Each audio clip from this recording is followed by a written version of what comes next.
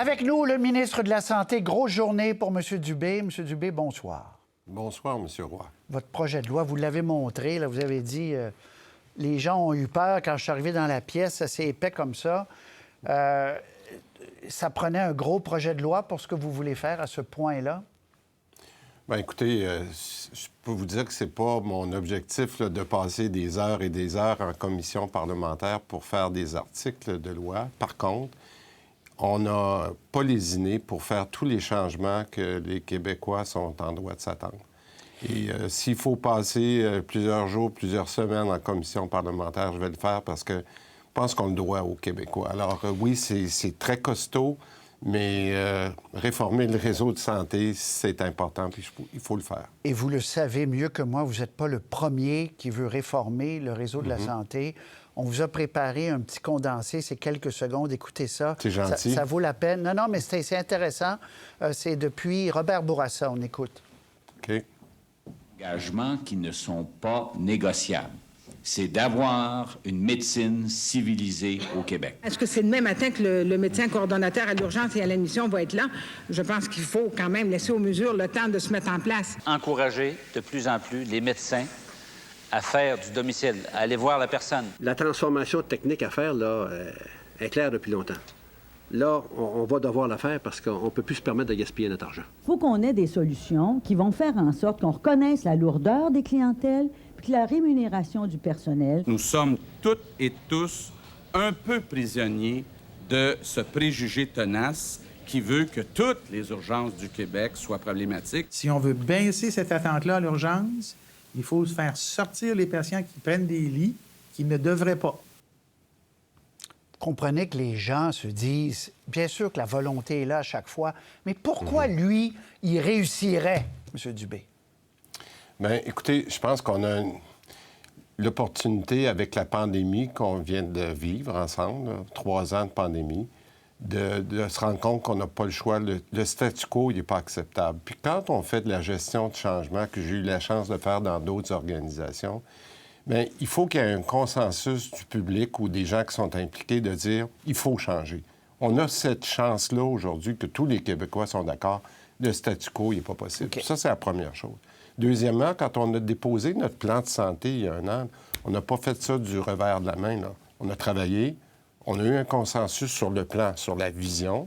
Et là, on a pris 1 an pour déposer le projet de loi qu'on dépose aujourd'hui. Et pendant cette année-là, je pense que c'est ça qui a encouragé les Québécois, c'est qu'on a commencé à avoir des succès. Des succès comme, par exemple, les Omnis, à qui on avait demandé, nos médecins de famille, pardon, à qui on a demandé de faire une prise en charge. Puis savez-vous quoi? Ils ont battu l'objectif.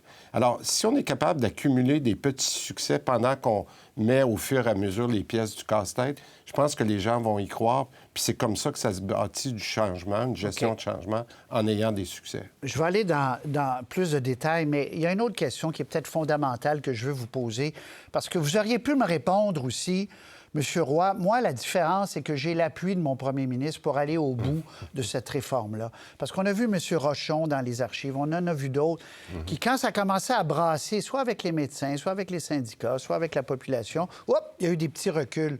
M. Barrette l'a dit aussi dans son cas. Mais bon, est-ce que est-ce que M. Legault vous a regardé en disant, Christian, je vais être avec toi du début à la fin, puis il faut vraiment foncer dans cette réforme-là? Oui, ça, c'est sûr que c'est une des conditions gagnantes, c'est d'avoir l'appui du gouvernement. M. Legault et moi, on en parle de ça depuis des années. Quand il m'a mis à la santé, je lui ai dit, je vais m'occuper de l'urgence, qui était la pandémie, mais je veux aussi m'occuper de l'important. Puis j'ai dit, François, si on peut mettre en place ça, c'est-à-dire une agence qui va se spécialiser dans les opérations, qui va séparer ça du ministère, on l'a proposé en campagne électorale. Ça fait longtemps qu'on y pense. On n'a pas sorti ça du jour au lendemain. Fait que c'est sûr que j'ai l'appui du premier ministre, mais aussi du gouvernement. Même quand ça va brasser avec les syndicats et les médecins. C'est ça que j'allais vous dire, parce que c'est sûr que ça va brasser, parce qu'en gestion de changement, tout le monde doit accepter de faire quelque chose, puis c'est normal de déranger dans les habitudes. Je le comprends, je l'ai déjà vécu dans d'autres organisations. Mais il y a une chose, c'est qu'on est allé voir le caucus des députés, on est allé voir le Conseil des ministres, puis on a dit, on le sait que ça va être difficile. On est en début de mandat, c'est à ce moment-là qu'il est important de faire ces changements-là. Et quand les Québécois comprennent qu'on fait ça pour eux, je pense que c'est là qu'on va continuer d'avoir leur appui parce qu'il faut faire ces changements-là. Très bien. Là, question toute simple. Votre création de Santé Québec, qui va être une agence qui va gérer la santé, des établissements, qui auront des patrons dans chaque établissement, en quoi la présence d'une agence va améliorer le sort des Québécois qui attendent aux urgences? Oui. En fait, il y a 4 composantes dans le projet de loi, dont la création de l'agence. Mais ce qui va être le plus important, entre autres, c'est ce que ça fait pour les employés puis les patients. Vous me posez la question pour les patients. J'ai dit, entre autres, qu'on avait un bloc qui s'appelle la gouvernance clinique, c'est-à-dire comment on va travailler avec nos professionnels de la santé, incluant les docteurs soit les omnis ou les spécialistes. Et eux, ce qu'on leur demande, c'est pas de travailler plus fort, parce que l'ensemble travaille déjà très fort, mais de mieux travailler ensemble. Et ça, pour ça, il faut s'entendre sur certains principes. Par exemple, la responsabilité d'une région. On ne demande pas aux spécialistes de se concentrer uniquement sur l'hôpital, mais de dire, vous avez aussi la responsabilité d'une région. On appelle ça la responsabilité populationnelle. Et ça va nous permettre d'améliorer les temps d'attente à nos urgences, d'améliorer le temps... Je ne suis pas sûr que je vous ai compris. Je ne suis pas sûr que les gens vous ont compris. Là, je vais vous reposer la question. Aux médecins spécialistes, est-ce que vous demandez de travailler plus d'heures? Non, pas nécessairement, M. Roy. Ce que je veux dire, c'est que j'ai des spécialistes qui travaillent déjà très fort. Mais dans certaines spécialités, ce que je demande au docteur Oliva, là, qui est responsable, c'est de dire comment ces spécialités-là doivent mieux travailler, par exemple, avec les omnis. C'est pas normal, M. Roy, qu'il y ait en ce moment 800 000 rendez-vous en attente entre les omnis et les spécialistes. Alors, c'est pas nécessairement de travailler plus fort, mais comment la collaboration entre les deux qu'il y ait une prise en charge, je m'excuse de vous couper, mais j'essaie de... qu'il y ait une prise en charge plus large des médecins spécialistes avec le patient, là. Que ça soit pas juste l'omni qui soit que la porte d'entrée, qu'il y ait une prise en charge plus large. Exactement. Puis regardez mais l'année ça, passée... c'est plus d'heures, là, non? Bien, non, pas toujours, parce que regardez ce qu'on a fait avec les omnis l'an dernier. Quand on a demandé 500 000 prises en charge supplémentaires, on a aussi permis que ça soit fait par un autre professionnel de la santé. Donc, il y a d'autres mondes qui ont contribué. Alors, moi, ce que je dis, c'est entendons-nous sur le principe, c'est ça qu'il y a dans le projet de loi, qu'il doit y avoir une responsabilité des spécialistes aussi d'une région, d'un établissement. Oui, mais c'est ça, j'essaie de comprendre par rapport à aujourd'hui, parce que vous dites, puis on l'a vu, là, vous faites tellement attention, M. Dubé, pour pas faire de la peine à personne, pour pas avoir l'air de M. Barrette, justement, qui arrivait avec son bulldozer. Vous êtes vous êtes dans la gentillesse ultime. Vous dites, tout le monde est gentil, tout le monde veut bien. On est d'accord avec ça, mais pour un médecin spécialiste, lui dire, vous allez prendre en charge de façon plus globale une région, ça doit vouloir dire plus d'heures. Regardez, je vais être très clair parce que je l'ai dit au Dr Oliva, puis je l'explique à la population. Je vais un petit peu plus loin. Ce que j'ai dit pour les spécialistes, exactement ce qu'on a avec les omnis. Les omnis ont ce qu'on appelle des activités médicales prescrites. OK?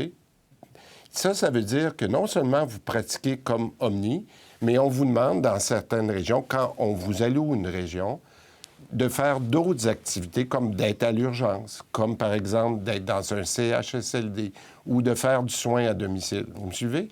Mais c'est exactement ce qu'on va demander aux spécialistes. On va dire, votre travail à l'hôpital, vous le faites très bien. Vous le faites très bien dans vos spécialités.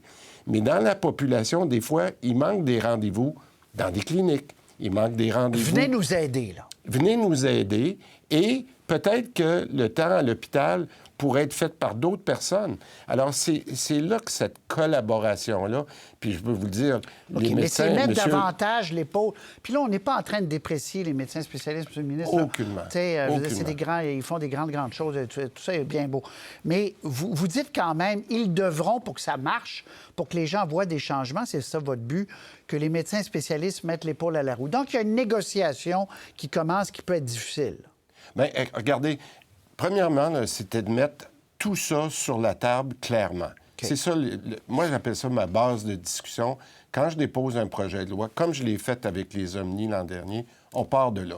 Bon, on peut avoir les réactions publiques qu'on entend, puis c'est correct, c'est normal. OK. Maintenant, est-ce qu'on garde le canal de communication entre nous pendant qu'on négocie pour qu'on fasse, comme avec les Omnis l'an dernier, arriver à une solution que tous les Québécois ont bénéficié, c'est-à-dire plus de prise en charge?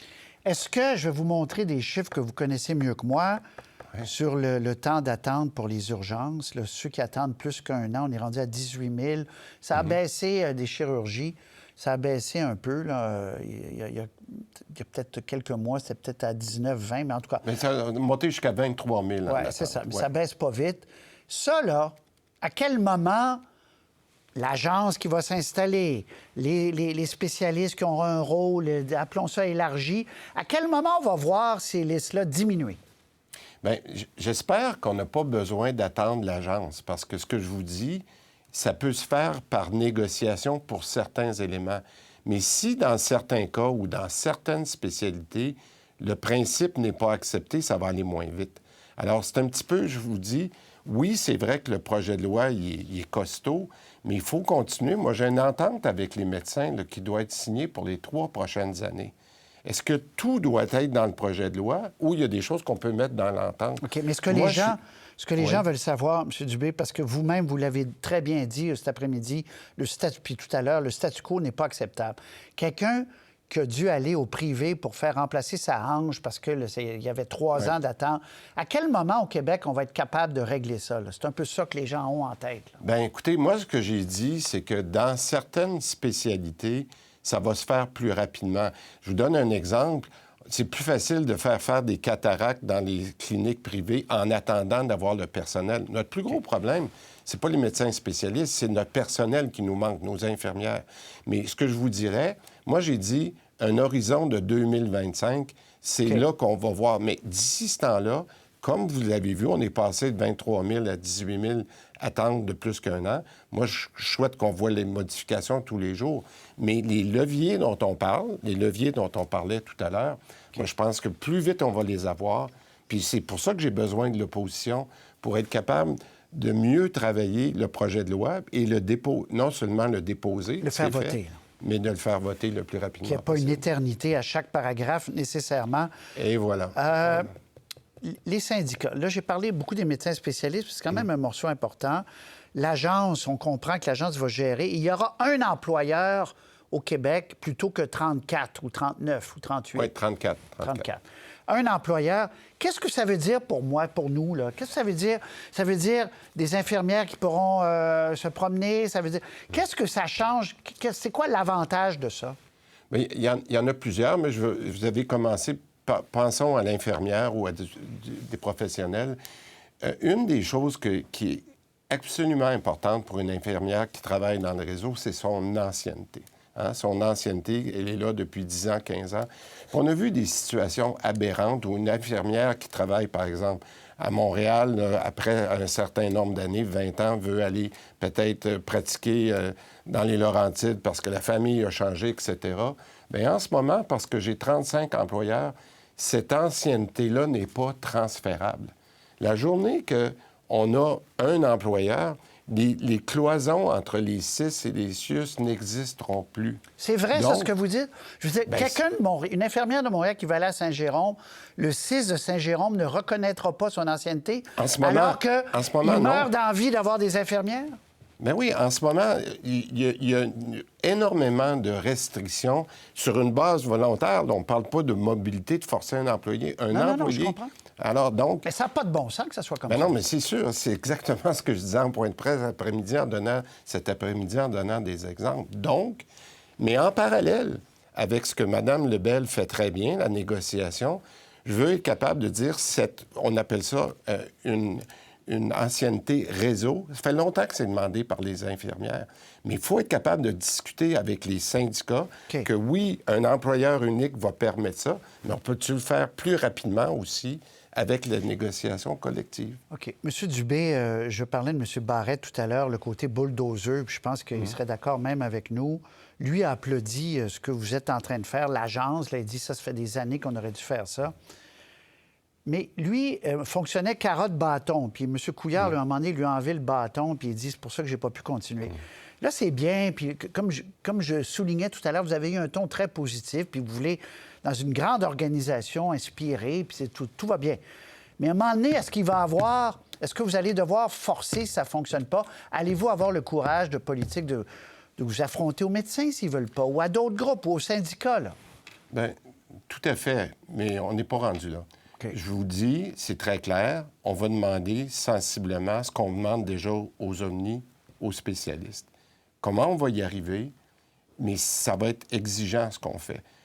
Probablement pas pour la grande majorité des médecins, je le répète, parce qu'ils font déjà, les spécialistes. Okay. Alors, donc, il y a des demandes, là. Il y a des demandes très claires, OK. et on va être ferme sur ces demandes-là. Christian Dubé, on va suivre ça parce que les Québécois veulent, puis vous l'avez bien résumé, que les choses s'améliorent. Il y a des choses qui n'ont pas de bon sens encore en 2023, d'attente, d'accès. Voilà. C'est le fameux accès. Quand les gens entrent, ils sont contents, vous l'avez souligné aussi. Mais bon Dieu que c'est compliqué à entrer parfois, n'est-ce pas? Et voilà. Il faut ouvrir la porte un peu plus grande. Christian Dubé, ministre de la Santé, merci. À la prochaine. Au plaisir, M. Roy. Merci beaucoup. Pour voir nos émissions en entier, rendez-vous sur la chaîne ICI RDI.